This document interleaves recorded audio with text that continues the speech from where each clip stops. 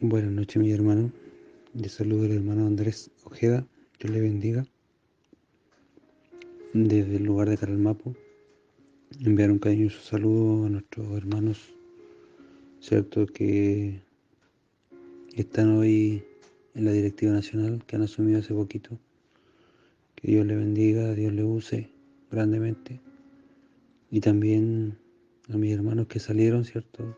Dios también los bendiga, a ellos, a su familia, cierto. Y también un cariñoso saludo para cada lugar, para nuestros pastores también, cierto, que quienes nos dirigen también. Para todos un cariñoso saludo. Bien, mi hermano, para no pasar más adelante y ya entrar a la palabra del Señor, quiero invitarle, ¿cierto?, eh, que puedan escuchar esta palabra, eh, que espero sea de bendición para su vida. La palabra se encuentra en Salmos 51, verso 17. Dice en el nombre del Señor: los sacrificios de Dios son el espíritu quebrantado. Al corazón contrito y humillado no despreciarás tú, oh Dios. Padre, gracias por este momento. Gracias por la vida y la salud que nos concede, porque has sido bueno. Nos has guardado en tu mano poderosa. Has cuidado a los tuyos, Señor. Gracias, eterno Dios. Gracias, Padre, porque todo lo que somos y lo que tenemos se lo debemos a usted. Gracias, Rey. Permita que quienes oyen esta palabra puedan ser bendecidos, Señor. Gracias, Padre eterno. Amén. Bien, mi hermano, para entrar en contexto, ¿cierto? Es válido señalar que quien escribe o el autor de este salmo es el rey David. Rey David, ¿cierto?, que era el menor de ocho hermanos, ¿cierto? Era hijo de Isaí, de la tribu de Judá. Y debemos recordar, hermano, que en la antigüedad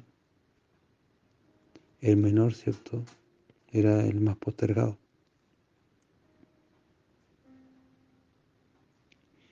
Y de ahí, ¿cierto?, el Señor escoge a este varón mientras, ¿cierto?, él pastoreaba ovejas. Un joven, ¿cierto?, que estaba ahí, quizás apartado en lugares apartados, ¿cierto? Ahí estaba. Y cuidaba ahí las ovejas, las protegía, ¿cierto?, de los peligros. Y ahí, ¿cierto?, el Señor pone su mirada sobre este varón, ¿cierto? Dice que David en hebreo significa el amado, el elegido por Dios.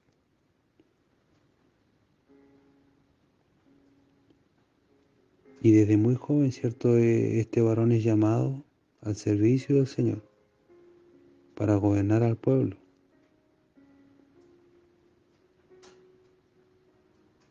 Me recordaba y buscaba, ¿cierto?, aquí en mi Biblia, decía, y recordaba que Pablo le hablaba a Timoteo, le decía: ninguno tenga en poco tu juventud, sino sé ejemplo de los creyentes en palabra, conducta, amor, espíritu, fe y pureza.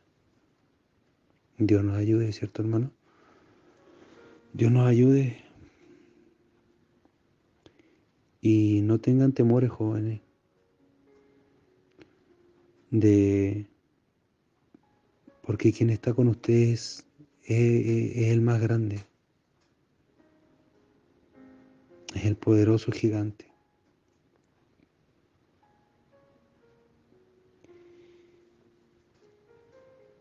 Y la vida, ¿cierto?, de este varón se relata también en el libro de Samuel, el reinado y también su descendencia.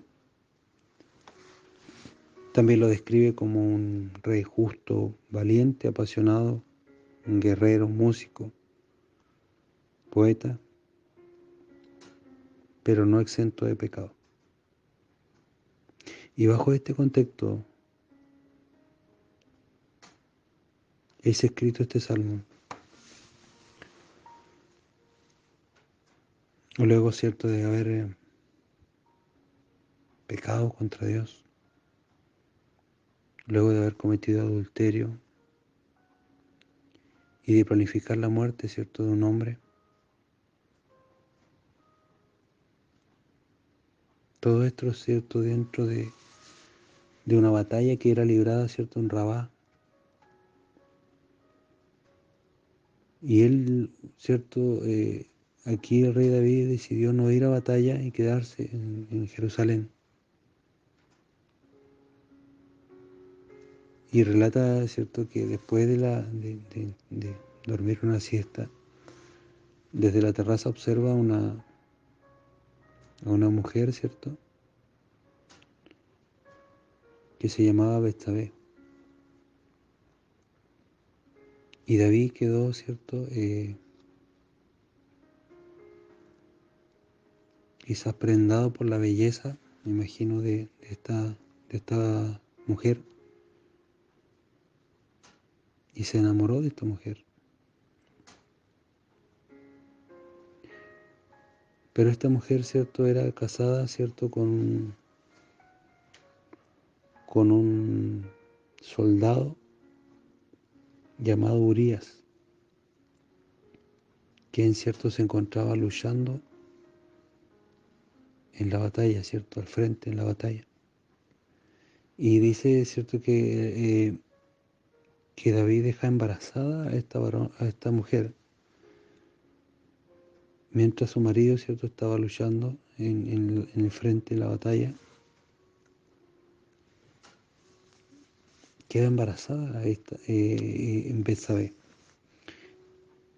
Y bueno, como usted sabrá, mi hermano, en la antigüedad el adulterio, ¿cierto? Y en algunas culturas aún es penalizado con muerte. Y David, para poder evitar esto, ¿cierto? Él pensó en traer de vuelta, ¿cierto? Hizo y trató de hacer de que Urías volviera a su casa para que pudiera, ¿cierto?, estar con su mujer y así hacerle creer que él la había embarazado,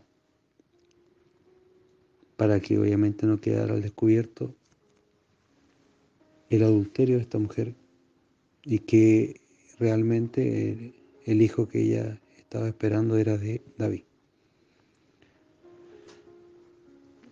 Y David, ¿cierto? Bueno, Urías no, se negó, ¿cierto?, a poder retornar a su casa, mientras, ¿cierto?, sus compañeros estaban en la batalla. Él no quiso abandonar la batalla, ¿cierto?, quiso seguir luchando al frente junto a los demás. Y el rey David,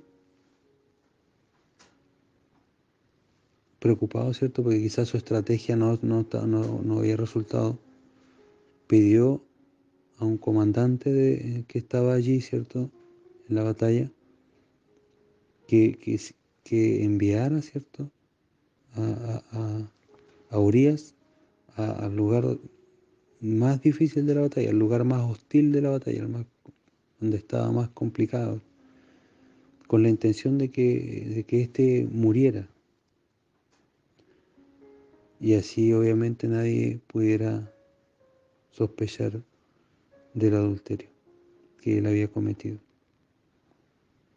tratando de ocultar, ¿cierto?, esto. Y así también poder quedarse con la mujer de este varón, de Urías, que era Betsabé. Y así, cierto, aconteció. Urías, cierto, murió en la batalla.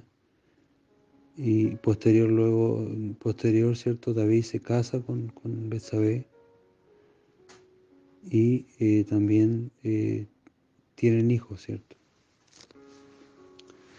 Pero el profeta advierte a David que Dios quitaría, cierto, todo esto, la tranquilidad, cierto, que había en el gobierno, en su gobierno, y que tendría, cierto, pasaría dificultades. Y dentro de esto, cierto, y obviamente aquí acontecen muchas otras situaciones, otras varios acontecimientos, valga la redundancia, en los cuales David, cierto, se da cuenta del daño, cierto, que él había hecho, del pecado, de cómo él había pecado contra Dios. Y de aquí, cierto, nos podemos dar cuenta, mi hermano, que el pecado enceguece, que cuesta razonar, cierto, cuando se está en pecado, y que tampoco se logra dimensionar, cierto, el daño que se puede hacer con nuestras acciones.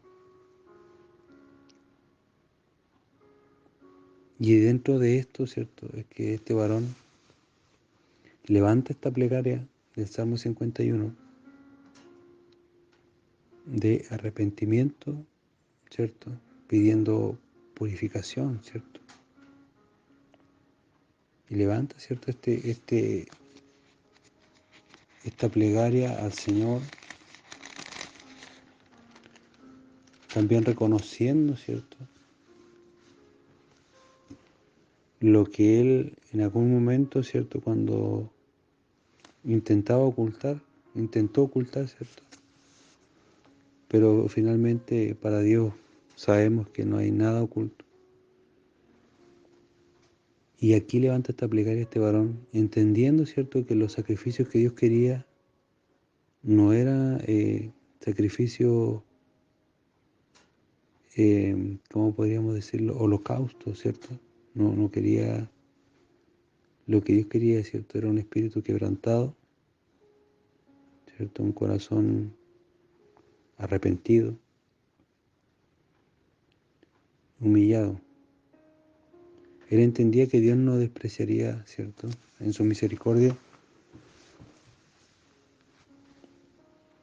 no le despreciaría.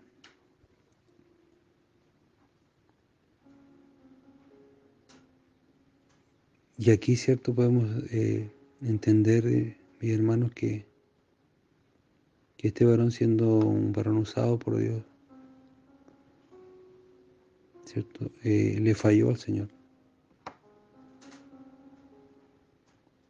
Pero también, ¿cierto? Aquí él se da cuenta del daño que hizo, se da cuenta del pecado que hizo, de que le falló al Señor, de que primeramente le falló al Señor y del daño, ¿cierto? Que hizo. Y levanta un clamor, ¿cierto?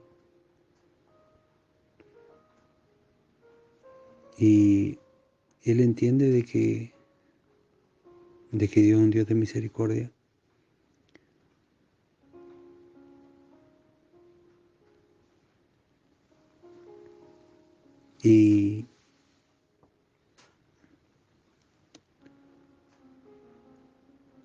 Y él levanta, ¿cierto? Este clamor, mi hermano.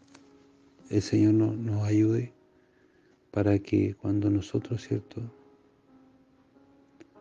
Si es que estamos en pecado, si es que le hemos fallado al Señor, si es que quizás nuestras acciones han provocado que muchos otros quizás hayan salido dañados,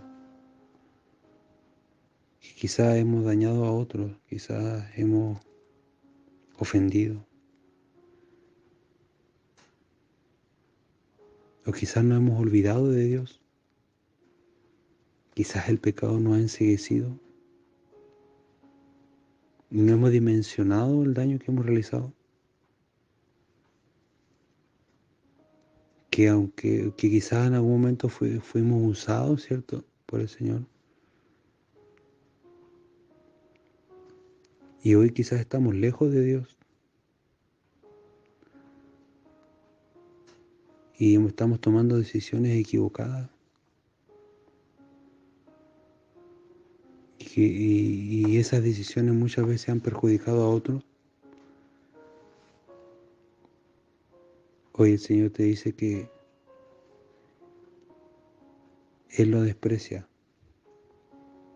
Un espíritu quebrantado, Él no desprecia un corazón contrito, que decíamos contrito significa con dolor, ¿cierto?, con pena, arrepentido, ¿cierto?, por la falta. Que Dios no desprecia un corazón humillado. Hoy el Señor, ¿cierto?, nos da la oportunidad de poder levantar una plegaria, un clamor, ¿cierto?, reconociendo nuestra falta y pidiendo que sea Él, ¿cierto?,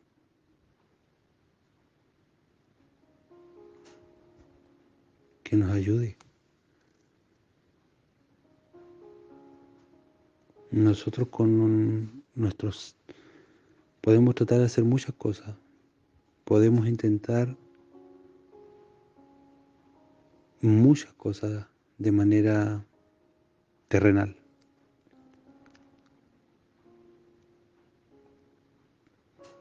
Y a veces no basta tan solo con ir a la iglesia, sino que Dios quiere que algo más de nosotros. A veces no basta con cumplir con lo que se nos demanda en la iglesia. Dios quiere algo más de nosotros. Y que el Señor nos ayude, hermano. Y el Señor nos bendiga.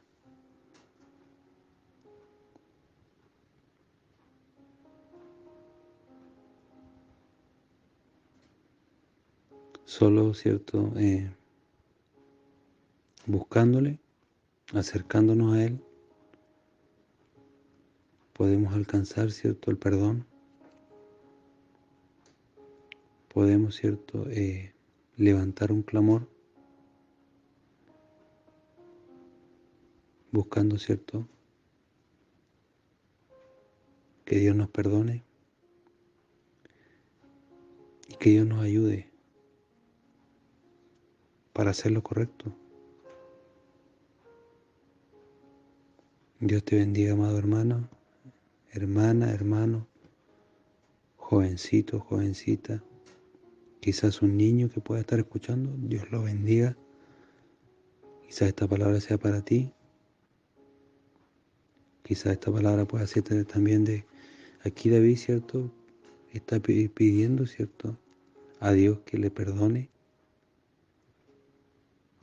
con un corazón humillado, ¿cierto? Si hay alguno que quizás está peleado con el papá, con la mamá, pueda dar el primer paso. Quizás con la esposa pueda dar el primer paso.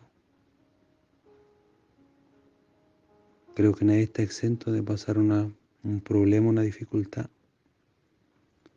pero la diferencia está cómo nosotros reaccionamos ante esa dificultad.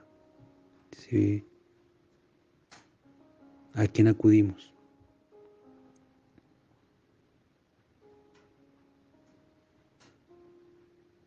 Una vez un pastor me decía de nuestra misión, el cual yo pido a Dios que bendiga su vida, me dijo: